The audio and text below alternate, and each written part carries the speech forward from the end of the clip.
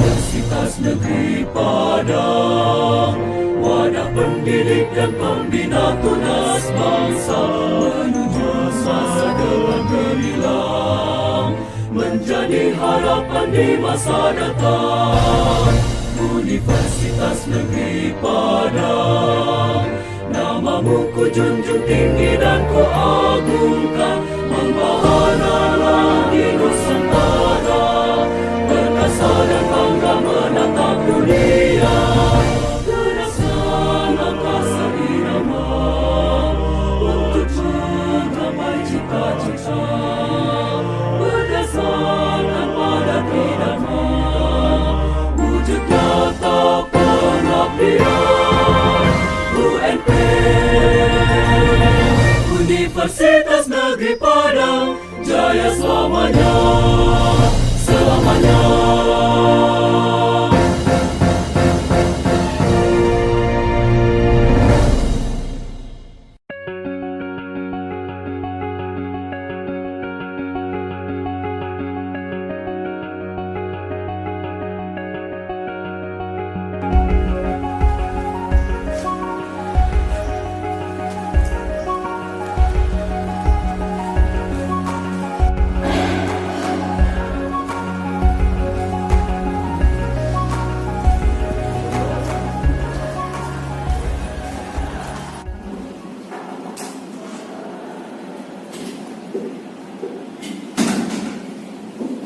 Assalamualaikum warahmatullahi wabarakatuh. Waalaikumsalam warahmatullahi wabarakatuh. Selamat pagi Ananda. Selamat pagi, Bu. Apa kabar semuanya? Alhamdulillah sehat, Bu. Alhamdulillah. Semoga kita selalu dalam keadaan sehat ya. Amin. Baiklah Ananda, sebelum memulai pembelajaran, marilah kita berdoa agar kegiatan kita diberi keberkahan dan dimudahkan oleh Allah Subhanahu wa taala. Ketua kelas bisa bantu Ibu pimpin doanya? Baik, Bu. Baiklah, sebelum mulai pembelajaran kita pada hari ini, marilah kita berdoa. Berdoa mulai.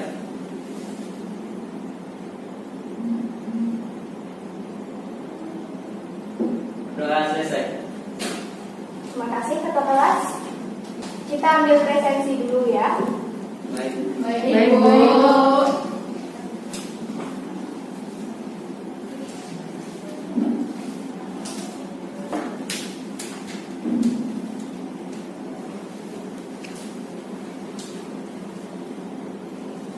Briliani Verga Sudelma, Hadir, Bu. Bunga Taubihati, Hadir, Bu. Desi Rahayu. Tidak hadir ya? Tidak, Bu. Ya, Bu. Intan Juwita Sari, Hadir, Bu. Kurnia Sandi, Tidak, Bu. Siti Arifah, Tidak hadir, hadir, Bu. Siti Khairat, Hadir, Bu. Tri Kurnia Wijaya, Rupal Fauzia, Tidak hadir, hadir, Bu. Tira Rustin. Hadir, Bu. Baik. Baik, kita doakan semoga teman kita yang sakit atau tidak hadir pada hari ini segera diberi kesembuhan oleh Allah Subhanahu wa taala.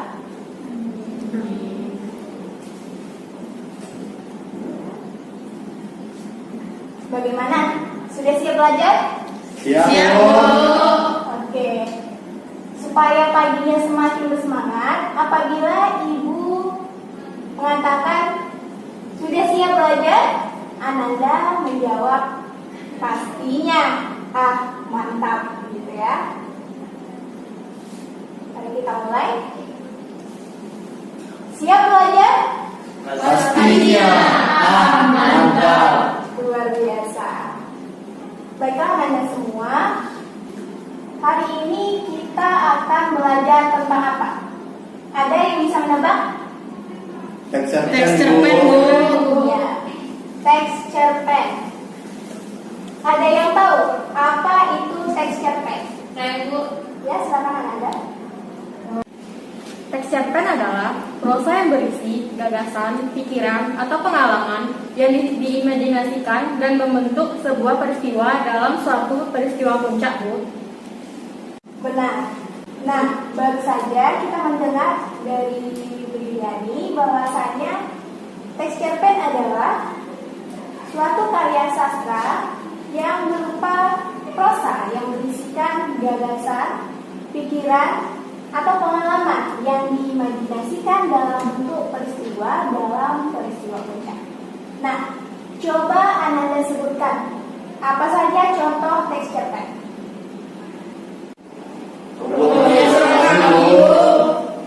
Iya, benar. Menurut Ananda, apa saja ciri teks cerpen? Memiliki jumlah kata yang tidak lebih dari 10.000 kata, Bu. Iya, benar. Bagaimana menurut Ananda, apa saja ciri-ciri teks cerpen? Bersifat fiktif, proporsi penulisannya lebih singkat, dan tidak membutuhkan waktu lama untuk membacanya, Bu. Iya, bagus. Jadi, ciri-ciri teks cerpen adalah bersifat fiktif. Kemudian, jumlah katanya tidak lebih dari 10.000 kata. Proporsi penulisannya lebih singkat daripada lengkap. Dan waktu yang dibutuhkan tidak lama. Nah, menurut Intan, apa saja unsur pembangun teks cerpen? Unsur pembangun teks cerpen ada yang pertama unsur esensi dan Nah, Jaya, tadi Intan mengatakan bahwa unsur pembangun teks cerpen adalah unsur intrinsik dan unsur ekstrinsik. Bagaimana menurut Anda? Menurut saya yang dikatakan itu benar, Bu, bahwa teks cerpen itu mempunyai dua unsur, unsur intrinsik dan unsur ekstrinsik. Iya. Lalu menurut Anda apa saja unsur intrinsik yang ada dalam teks cerpen? Unsur intrinsik dalam teks cerpen itu bisa disebut dengan unsur pembangun teks atau unsur di dalam teks itu. Jadi unsur intrinsik teks cerpen menurut saya itu pertama itu tema. Kalau tema itu kan, Bu, itu menggambarkan suatu cerita, apakah cerita teks itu cerpen itu bertema sedih, bahagia dan lain-lain. Nah, selanjutnya itu penokohan, Bu. Kalau penokohan itu biasanya seperti cara pengarang atau pembuat teks cerpen tersebut menggambarkan tokoh-tokoh yang ada dalam teks tersebut. Kemudian seperti watak. Kalau watak itu kan sifat-sifat yang ada pada karakter. Tentang tema, penokohan, watak, alur dalam teks cerpen itu kan seperti bagaimana jalannya teks cerpen tersebut, misalnya alur maju, alur mundur, atau alur maju mundur, seperti itu, Bu. Kurang tepat ya, Ananda. Coba Ananda yang duduk di tengah, tolong lengkapi jawaban dari Jaya tadi. Iya, baik, Bu. Selanjutnya yaitu latar. Latar merupakan tempat, waktu, dan peristiwa yang digunakan dalam teks cerpen. Kemudian gaya bahasa merupakan penggunaan bahasa si pengarang untuk menciptakan suatu nada atau suasana dalam teks cerpen. Kemudian ada sudut pandang, merupakan strategi pengarang untuk menyampaikan ceritanya baik itu sebagai orang pertama, orang kedua, maupun ketiga. Nah, yang terakhir itu ada amanat. Amanat merupakan pesan yang ingin disampaikan oleh pengarang kepada pembacanya. Dia yang umumnya bersifat tersirat. Iya, bagus. Terima kasih ya, Ananda. Baiklah, Kurnia Sandi, menurut Ananda apa saja unsur ekstrinsik pada teks cerpen? Baik, Bu. Unsur ekstrinsik dalam teks cerpen meliputi utama itu adalah masyarakat, seperti ideologi negara, politik sosial, dan ekonomi. Terus selanjutnya yaitu latar belakang pengarang atau riwayat pengarang, seperti kondisi psikologisnya atau aliran yang dipakai. Terakhir yaitu nilai yang terkandung dalam cerpen, seperti nilai agama, sosial, budaya, dan sebagainya. Ya, bagus. Ananda, ini adalah salah satu contoh teks cerpen ya.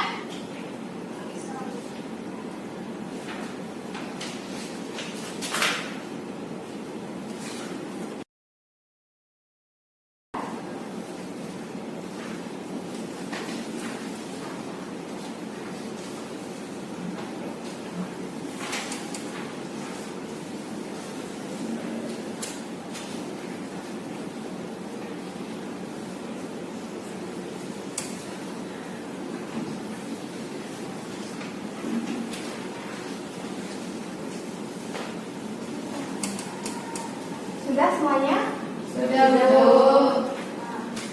Coba Anda baca teks cerpen tersebut dan pikirkan apa saja unsur pembangun yang terdapat dalam teks cerpen tersebut.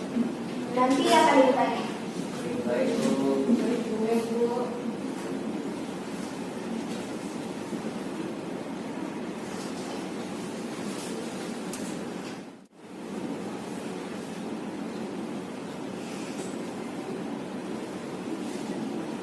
Sudah selesai? Sudah, Bu. Oke. Baiklah Ananda, berdasarkan teks cerpen yang telah Ibu bagikan, apa tema yang Ananda temukan? Perjuangan hidup, Bu. Ya, ada lagi? Ada Bu. Ya, silakan. Itu tentang ikhlas menerima kenyataan Bu. Ya, benar. Selanjutnya, siapa saja tokoh yang terdapat dalam teks cerpen tersebut? Inilah yang Bu. Ya, benar ya. Kira bagaimana penokohan atau perwatakan dalam tokoh-tokoh tadi? Baik, Bu. Indira sebagai tokoh utama memiliki sisi yang rapuh dan sulit merelakan sesuatu yang telah hilang dari dirinya, tetapi pandai menyembunyikannya dengan bersikap tenang. Yang kedua itu Bu Susan sebagai tokoh sampingan dan guru kesehatan di tempat Indira bersekolah. Bu Susan memiliki hati yang lembut dan memiliki rasa empati yang tinggi, terbukti saat dia sukarela menjadi wali sementara untuk Indira. Bu. Ya, bagus Ananda. Lalu bagaimana alur yang terdapat dalam teks tersebut? Ya, benar. Ananda,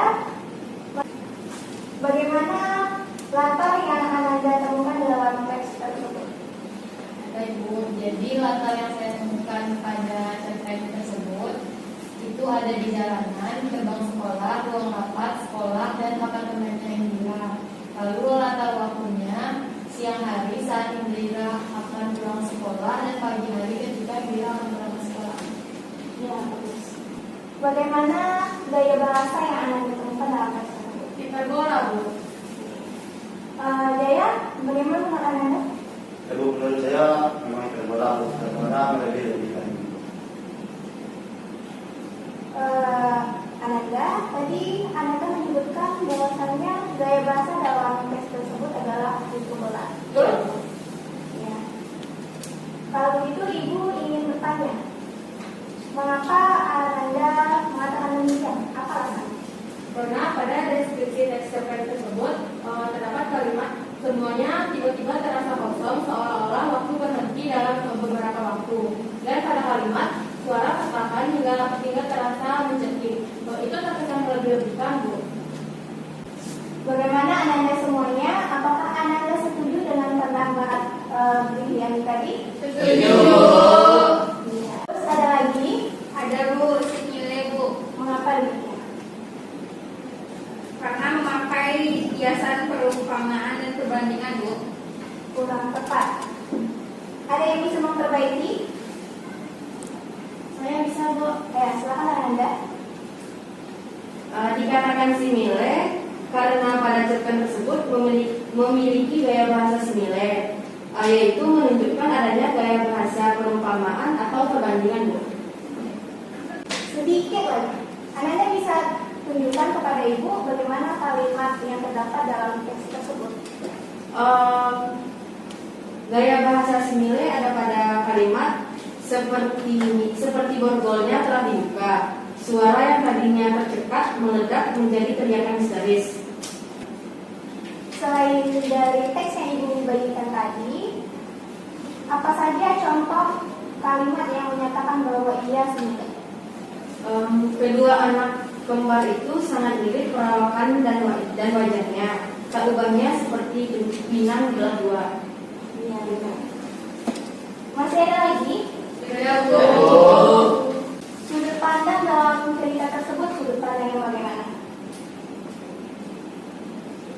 Menggunakan sudut pandang orang ketiga, Bu. Tetapi ada penggunaan tokoh dan kata gantinya, Bu. Iya, benar. Sudut pandang orang ketiga ya. Nah, berdasarkan teks cerpen tadi, amanatnya adalah sabar, dan ikhlas merelakan kehilangan orang yang tersayang. Nah, selain itu, menurut Ananda, apa saja pesan moral yang terdapat dalam teks cerpen tersebut? Saya Bu, Ya, silakan Ananda. tidak boleh pasrah dan harus bangkit Bu. Iya, bisa dijelaskan lebih detail lagi Ananda? Bisa Bu. Dalam keadaan yang membuat kita pasrah, itu seperti yang dialami Indira. Kita harus bangkit lagi dan menghadapi tantangan hidup. Tidak boleh pasrah dan pantang menyerah untuk bertahan hidup. Begitu Bu. Benar sekali ya. Nah, dari materi yang telah kita pelajari bersama, ada yang ingin bertanya? Saya Ya, silakan. saat membahas tentang perwatakan tokoh tadi, hanya ada Indra dengan khususan, sedangkan kepala sekolah belum dibahas. Perwatakan tokoh kepala sekolah bagaimana ya? Nah, baik. Ada yang bisa menjawab? Saya Bu, Ya, silakan. kalau menurut saya perwatakan kepala sekolah itu baik Bu, karena beliau mengumpulkan guru-guru untuk mendiskusikan permasalahan yang baru saja menimpa Indra dan mencari solusi bersama-sama, sehingga mendapatkan hasil keputusan yang bersedia menjadi wali Indra. Iya, benar ya. Apa yang dikatakan Bu Diani tadi, bahwasanya kepala sekolah memiliki sifat yang baik, terlihat pada kebijaksanaannya mengumpulkan para guru untuk mencari solusi dari permasalahan dia. Begitu ya? Nah, Ibu hampir saja lupa. Untuk unsur ekstrinsiknya, Anda bisa lihat pada salin dia ini ya. Nah, terlihat ya Anda? Ya,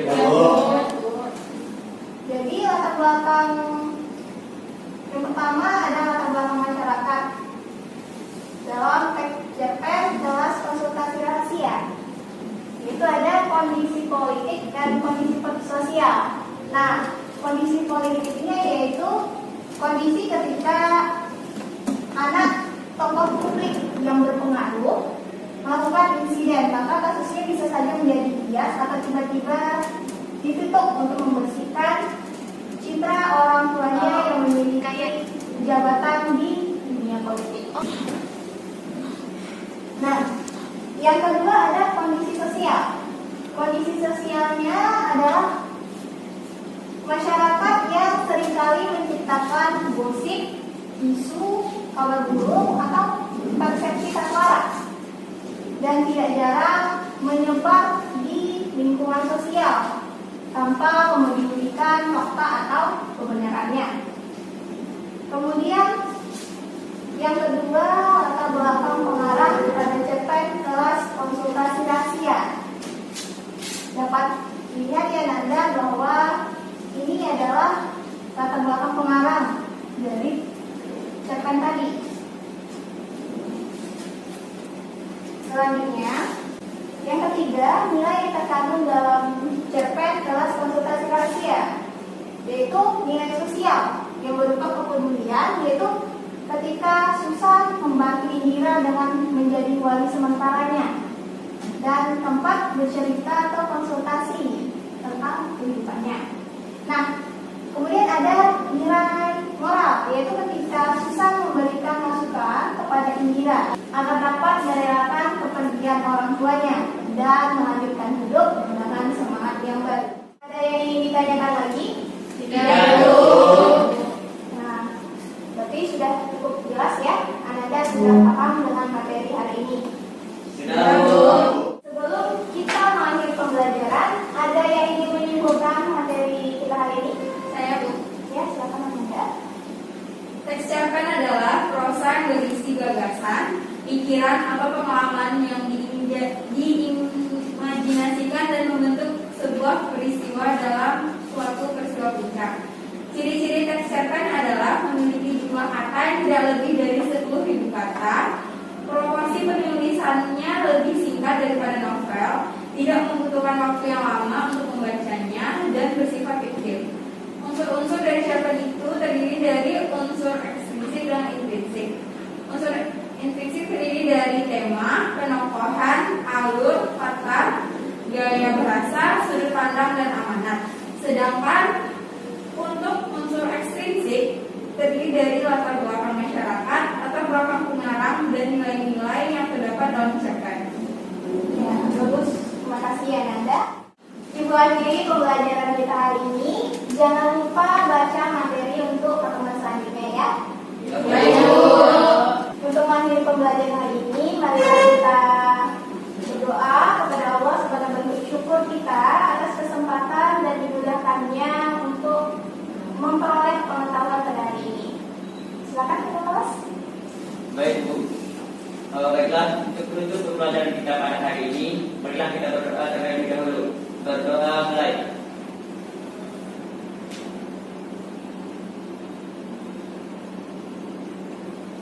Berdoa selesai.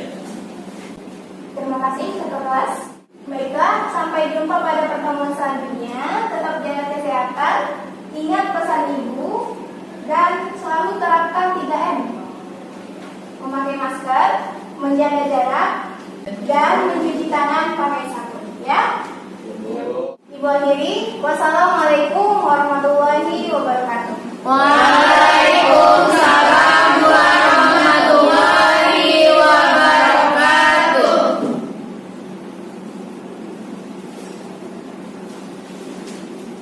Terima kasih ya Nanda. Sama-sama.